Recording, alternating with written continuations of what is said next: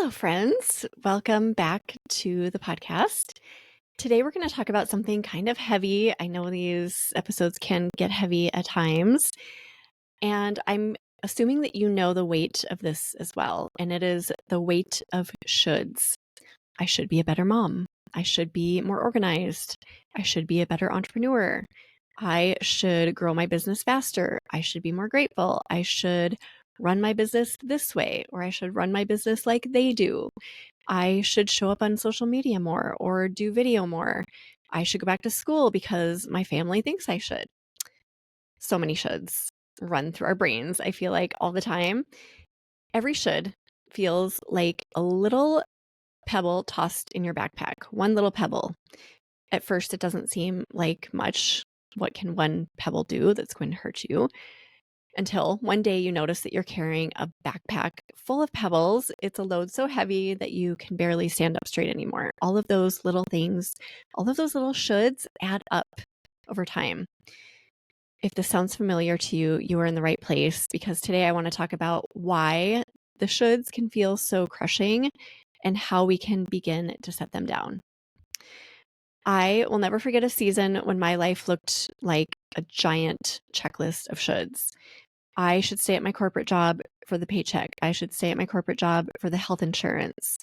I should be grateful for this job. I should show up perfectly for my kids, for my husband, for everyone.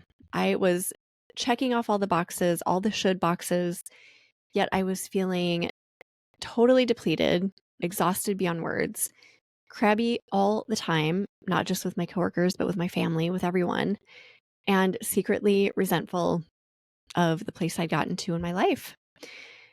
Then came the day it was time to go back to work after maternity leave, after having my youngest son, Sammy, who's now 15. The heaviness I felt in my body said it all. It was trying to tell me, this is not how you're supposed to feel, Megan. So I started questioning those shoulds. Why? Why should I stay?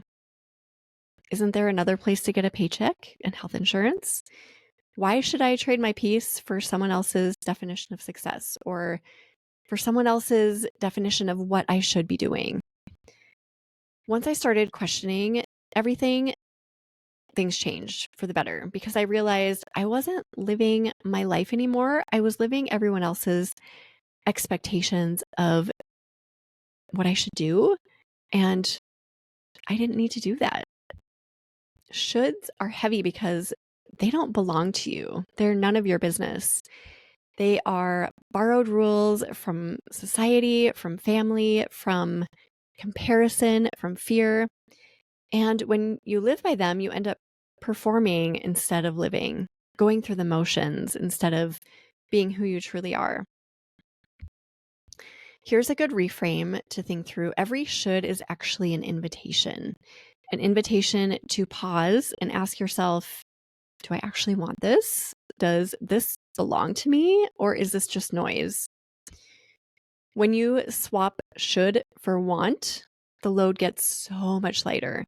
You start noticing the difference between pressure and desire, and between duty and truth. And that is where you can start to get the freedom that you desire so much. Here's a really simple practice you can try today. When you catch yourself saying or thinking, I should, just stop and trade it with I want or I choose, and then finish that thought and see how it feels. For example, instead of I should really go for a run, you could try I want to move my body today and a walk feels good. Or instead of I should post on social media, I think that's one we can all say very often, you could try instead, I choose to share because I feel excited about this recipe or this situation in my life that I want to share about. Or instead of I should be grateful, try I want to notice what's already good and to feel that goodness in my body and my soul. If the sentence that you say feels false or forced, that's your clue that it's not actually yours to carry. For me, this practice became real after maternity leave, I swapped the I should stay at this corporate job for the want, which is I want time freedom. I want to work for myself so I can be home with my family on my terms.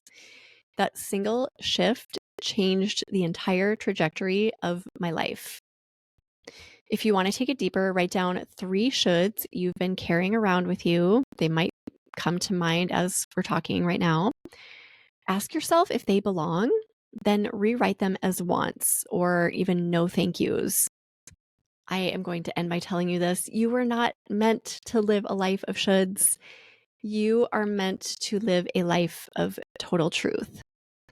My memoir, Take the Exit, is full of the messy, funny, very imperfect at times stories of how I learned to lay down the shoulds and start listening to what was really mine.